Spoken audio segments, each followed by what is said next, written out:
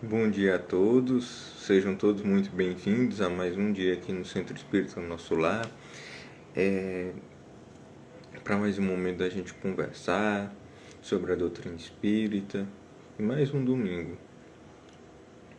Aqueles que forem adentrando aqui a nossa chamada, bom dia a todos, e aqueles que estiverem adentrando, se estiverem conseguindo ouvir bem, se estiverem vendo bem, podem sinalizar, por favor. Obrigado, Sueli. Eu que agradeço mais uma vez o convite, né, e a oportunidade de estar aqui com vocês.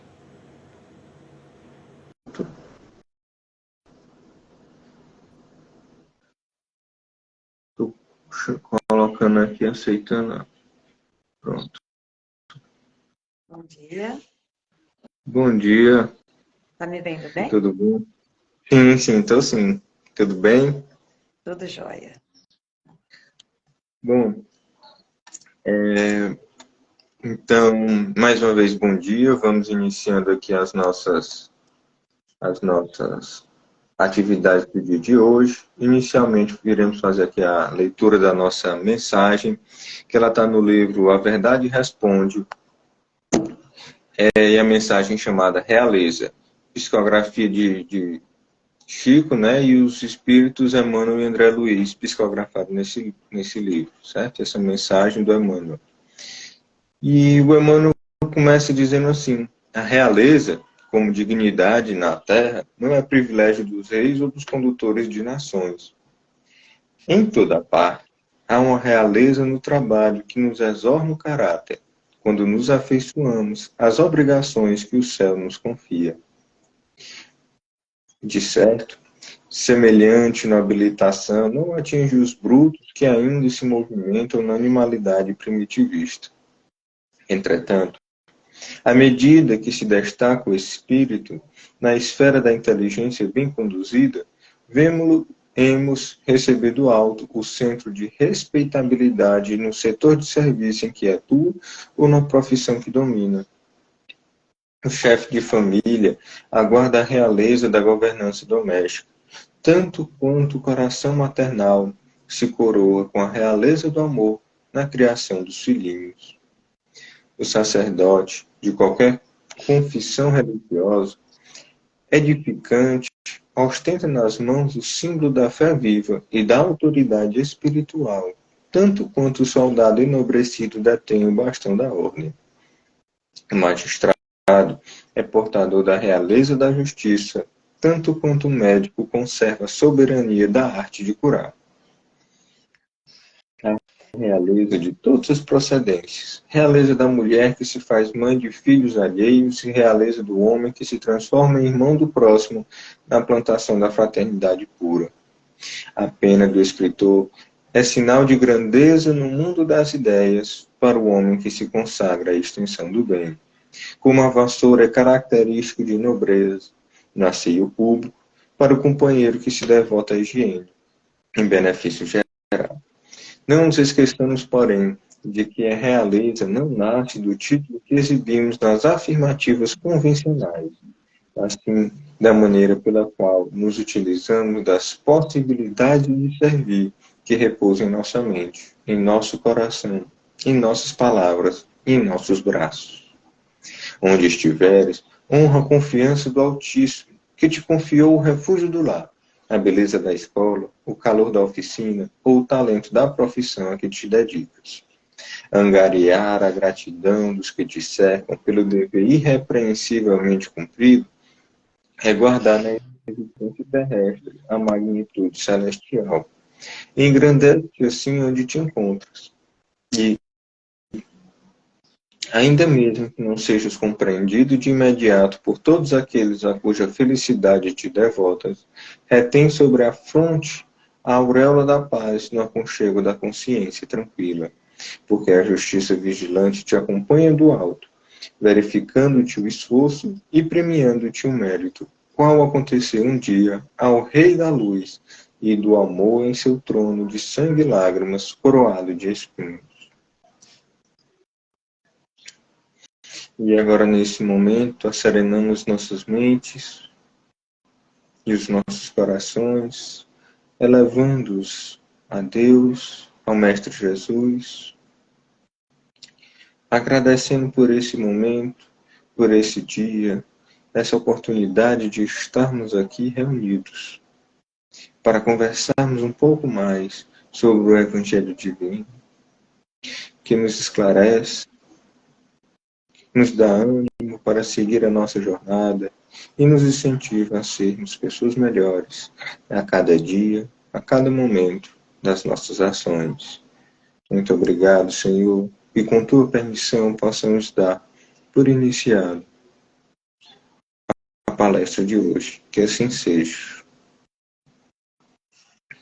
Meus amados, hoje a gente vai conversar sobre a realeza terrestre. Mensagem que está lá no Evangelho, capítulo 2, item 8. Mas é importante a gente se deparar com as circunstâncias que o Cristo também nos traz. Que ele reforça a existência de uma realeza diferente dessa realeza terrestre. Ele reforça na frase: meu reino não é deste mundo. A existência de uma realeza que não é aquela adquirida pelos bens materiais. Ele traz para nós o reino dele, que era o reino espiritual, o seu mundo espiritual. Mas, diante dessa frase e da ignorância da existência deste ambiente, deste plano paralelo, né, se vamos colocar assim, a esse do material, muitos não acreditavam e começaram a criar as suas divergências com o Mestre, a persegui-lo por não entender que esse reino que ele citava não era o reino governado por Herodes, não era o reino governado por Roma, né, pelos Césares, não era o reino dos homens aqui na terra. Ele trouxe na simplicidade da manjedoura a confirmação de que o que importava eram as suas ações, como a gente viu até agora na mensagem do Emmanuel. O que importava era o que a gente fazia.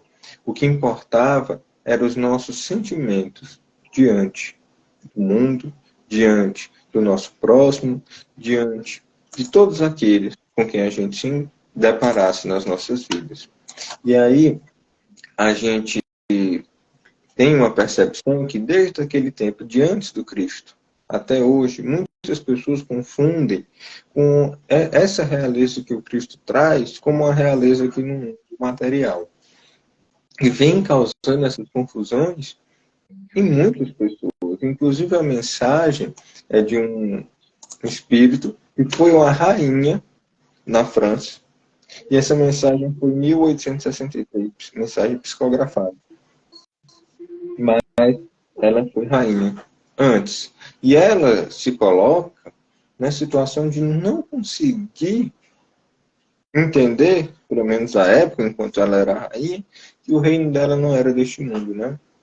Ela diz: o que é que eu trouxe comigo da minha realeza terrena? Que o orgulho fez com que ela se perdesse. Nada do que ela havia adquirido, nada das benesses materiais que ela tinha aproveitado enquanto rainha, ela levou consigo quando veio a desencarnar. Esse reforço dessa mensagem nos mostra, nos indica que os aspectos materiais, eles são necessários única e exclusivamente para cá.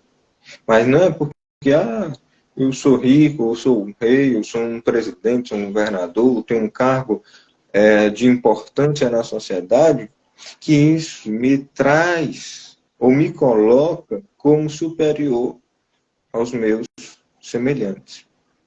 Nada disso que a gente suspeita ou imagina no nosso dia a dia nos coloca ou nos faz achar, não nos deve fazer achar que nós somos melhores do que os outros. ou que por conta disso estaremos com o nosso lugar garantido no reino dos céus. Não. O que vai pesar são as nossas ações. Enquanto tivermos esses cargos renomados, o que é que isso pode fazer de bem pelo outro? Será que eu estou agindo com orgulho? Será que eu estou agindo com egoísmo? Como será que eu estou utilizando aquele papel que eu estou assumindo naquele momento para a condução das nossas vidas? Para a condução da vida do nosso semelhante? E é muito mais importante do que quem realmente foi, do que quem realmente teve um determinado papel, uma determinada contribuição, ou que teve um nome gravado na história, que muitos assim são.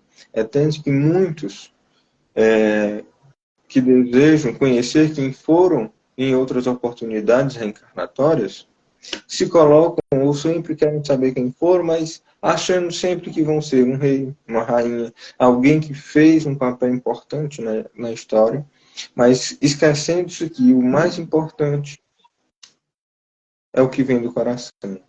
É o que o Cristo nos ensina pelas suas ações. Porque quando ele nos mostra que o reino dele, que não é desse mundo, se adquire pelo amor.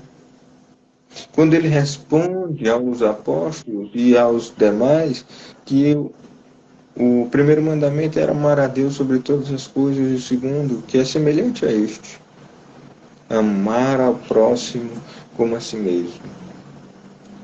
O Evangelho, ele traz uma lição para os nossos corações, para os nossos espíritos. E é importante a gente ressaltar que lá no Livro dos Espíritos, o Kardec traz uma lei que é a lei do progresso.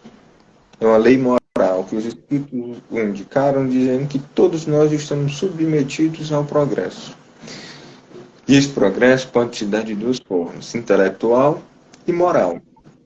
Os dois nos capacitam para a evolução, para conseguirmos adentrar a esse reino dos céus. Mas é importante nós percebermos que esse reino dos céus só será adentrado de fato, só será possível de ser vivido, de vivenciado, se nós, como Cristo nos ensina na parábola do festim de bodas, vestirmos a túnica nupcial. E essa túnica nupcial vem pela transformação dos nossos corações. Então não é pelas aquisições materiais que vão nos colocar com um espaço no reino dos céus. Como se dizia antigamente que iria adquirir um terreno no reino dos céus, pelas riquezas ou pelo quanto tivermos pago aqui enquanto encarnados. Não. O que importa para as nossas vidas é o que vem dos nossos corações. É a túnica nupcial citada pelo Cristo no festim de bodas. E aí é importante ressaltar que na literatura espírita nós temos um exemplo que é o André Luiz, que psicografou o livro conhecidíssimo, Nosso Lar, que derivou um livro. Ele, quando desencarna, ele era médico, um homem conhecido da sociedade, rico, e ele achava que por ser médico, ele já estaria num lugar melhor. Segundo, ele não achava que as suas ações não haveriam consequência, mas quando ele adentra o plano espiritual, ele se depara com a realidade dura, que aquele cargo no qual ele ocupava, que aquele destaque na sociedade que ele tinha, não o gabaritavam a possuir um espaço nos planos de acolhimento, mas ele estava num local de dor e sofrimento, compatível com o seu coração, compatível com a sua vaidade, com o seu orgulho, com o seu egoísmo. Ele muitas vezes não queria atender as pessoas de forma gratuita, sendo um das pacientes que ele atende assim, uma das pessoas que orou por ele, sendo uma das pessoas que, quando ele encontra, ainda no plano espiritual, ele quer se afastar, mas depois ele muda sua conduta e começa a acolher e a atender melhor aquela irmã. E é importantíssimo a gente perceber que não era a riqueza ou destaque na sociedade ou os bens que o André Luiz havia adquirido que o estavam colocando em determinados lugares. E aí, a gente também retoma aqui a mensagem da rainha que tem no Evangelho, que dá o título a essa nossa conversa de hoje, que ela se perde pela vaidade, pelo orgulho, por achar que ela, sendo da realeza, ela iria estar melhor no plano espiritual. Ela diz até assim, olha, o que trouxe eu comigo da minha realeza terrena? E ela mesma responde, nada, absolutamente nada. E como que para tornar mais terrível a lição, ela nem sequer me acompanhou até o túmulo. Rainha entre os homens, como rainha julguei que penetrasse no reino dos céus. Que desilusão!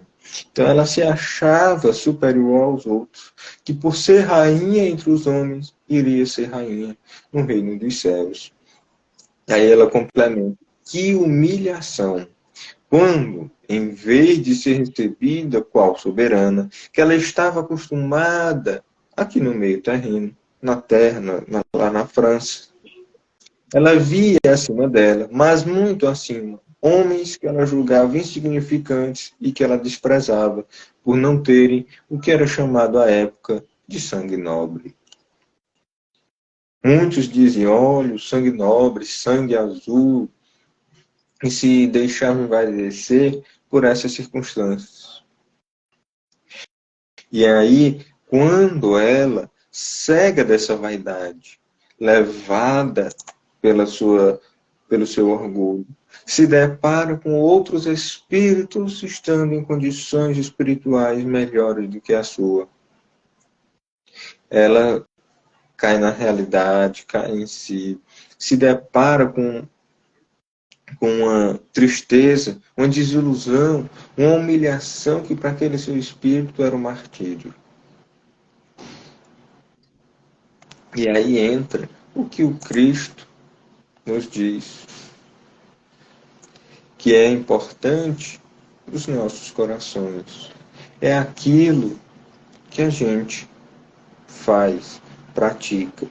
A rainha, ela coloca, para se granjear um lugar neste reino, são necessárias a abnegação, a humildade, a caridade em toda a sua celeste prática, a benevolência para com todos. E é aqui ela reforça, não se vos pergunta o que fostes, nem a posição que ocupastes. E aí eu me lembro também do Livro dos Espíritos, quando Kardec pergunta o que era caridade, como a compreendia Jesus. Ele diz, perdão das ofensas, benevolência para com todos, e a gente poder agir conforme a bondade divina deseja que nós façamos, trazendo nos nossos corações a humildade, a abnegação, a caridade, auxiliar o nosso próximo. Pois é isso, são as nossas ações cotidianas de respeito, de tolerância, de compreensão, de enxugar as lágrimas daqueles que necessitam. Quantos nós não vemos no dia de hoje, ou no mundo de hoje, passando por dores do espírito, ou por problemas, por dores da mente, que carecem do nosso auxílio, do nosso amparo. Nem que seja para perguntar, como você está bem? Como você está? Você está bem? Como você está? E aí a gente consegue fazer com que a pessoa muitas vezes desabafe e desafogue o seu coração, que muitas vezes está cheio, transbordando de dor. É importantíssimo que a gente não se deixe levar pela cegueira das questões materiais. É importantíssimo que a gente não se deixe levar pelo sofrimento do outro e ignorar. É importantíssimo que nós nos lembremos que o Evangelho conduz-nos a patamares evolutivos maiores. Ele requer que mudemos a nossa conduta. Não é as coisas materiais, não são as coisas materiais que vão nos galgar ou vão nos possibilitar alçar voos mais altos. E aí, nas obras da codificação, né, tem sempre esse reforço do aspecto do progresso moral e intelectual. E é importante a gente ressaltar novamente que o intelectual ele nos dá possibilidade de alçar voos mais altos, mas não nos dá o ingresso para a gente contribuir ou participar do festim de bodas. O moral é esse elemento, é essa veste que nos possibilita ficarmos no festim de bodas. As obras do Chico Xavier, que ele psicografou, as mais de 412 obras do Chico, vem trazer a necessidade dessa transformação moral, dessa transformação intelectual dos espíritos, para que a gente consiga entender que o que a gente adquire, que ninguém nos toma, é o que a gente realmente leva, que são os nossos sentimentos e o nosso conhecimento. As obras do André Luiz, elas têm um papel muito importante, pois mostram que, mesmo no plano espiritual, ele precisava estudar bastante para entender sobre a realidade espiritual. E ele fez um papel belíssimo ao trazer essas obras para a gente, mostrando que, mais uma vez, ele saiu da terra, desencarnou como médico, um homem rico, encontra dificuldades no plano espiritual. E o outro aspecto que as obras fazem, por exemplo, é mostrar que é preciso essa mudança. Quando o próprio André Luiz, ele chega na colônia de Nosso Lar, ele vem com imperfeições morais ainda arraigadas no seu espírito. Mas durante o tempo em que ele fica na sua estadia no plano espiritual, no Nosso Lar, ele vai adquirindo novas qualidades para o seu coração. E o que é que ele faz? Ele se coloca numa situação de visitar os seus familiares, a sua esposa, que ficou encarnada, os seus filhos. E aí ele se depara com a esposa casada novamente. Aquilo faz com que ele sinta novamente aquelas sensações, aqueles sentimentos que ele teve ao estar no umbral. E aí ele percebe que ele precisa podar ali o seu moral para que ele consiga estar na colônia, Nosso Lar, para que ele possa retornar para lá. Não era a riqueza, não era porque ele foi médico, não era porque ele tinha sido esse status, não era porque ele tinha uma casa enorme, porque ele vinha de família rica, que o gabaritava, mas era a sua mudança moral.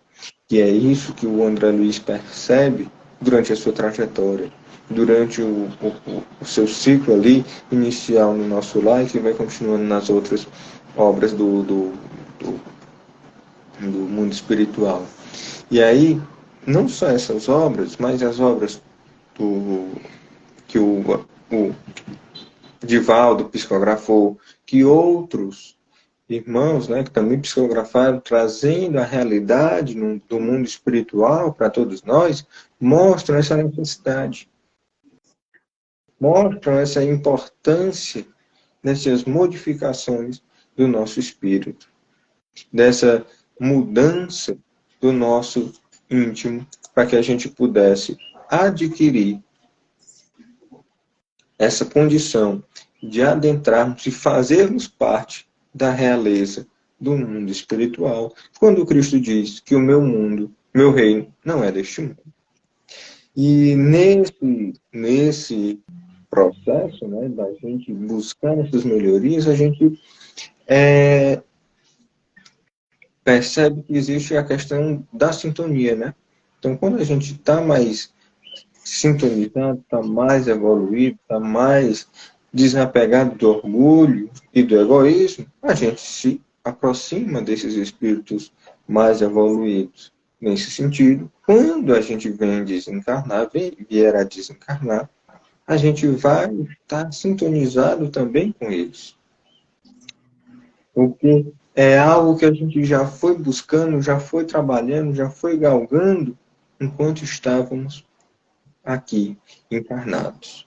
E é importante sempre lembrar que as nossas mudanças espirituais dependem principalmente da gente. Dependem principalmente das nossas ações. Uma forma que nós temos de fazer isso, como a própria mensagem da Rainha da França traz para a gente, é ajudando o outro. E ela termina a sua frase, a sua mensagem, dizendo o seguinte: olha, compadecei-vos dos que não ganharam o reino dos céus. Ajudai-os com as vossas preces, porquanto a prece aproxima do Altíssimo o homem. É o traço de união entre o céu e a terra, não os esqueçais. E aí essa mensagem reforça para a gente manter as nossas preces, orando por aqueles que sofrem, orando por aqueles que se iludiram com a realeza terrestre, com as riquezas materiais, e que a gente se coloque, né, nesse papel de poder ajudar, de fazer uma prece por todos os que sofrem, por aqueles que estão necessitados, que estão com dores no plano espiritual, iludidos pelo orgulho que cultivaram enquanto estiveram entre os homens. E é assim que a gente vai buscando essas modificações, seja com a prece, seja com um ouvir o outro, seja com a conversa com o outro, não se deixando levar pelas aquisições do plano material. E agora, nesse momento, a gente faz a nossa prece de encerramento, de agradecimento por esse momento, por essa oportunidade. Levando o nosso pensamento a Deus e ao Mestre Jesus, agradecemos por esse dia, por esse momento, por essa chance de estarmos aqui conversando sobre o Evangelho Divino, transformador das nossas vidas, transformador dos nossos espíritos, e que possamos, Senhor, sempre buscar o Teu reino, que não é deste mundo, modificando as nossas condutas, e que possamos ser pessoas melhores a cada dia. Que assim seja. Muito obrigado, mais uma vez, pelo convite, por estarmos aqui, e até a próxima oportunidade. Tchau, tchau. Tchau.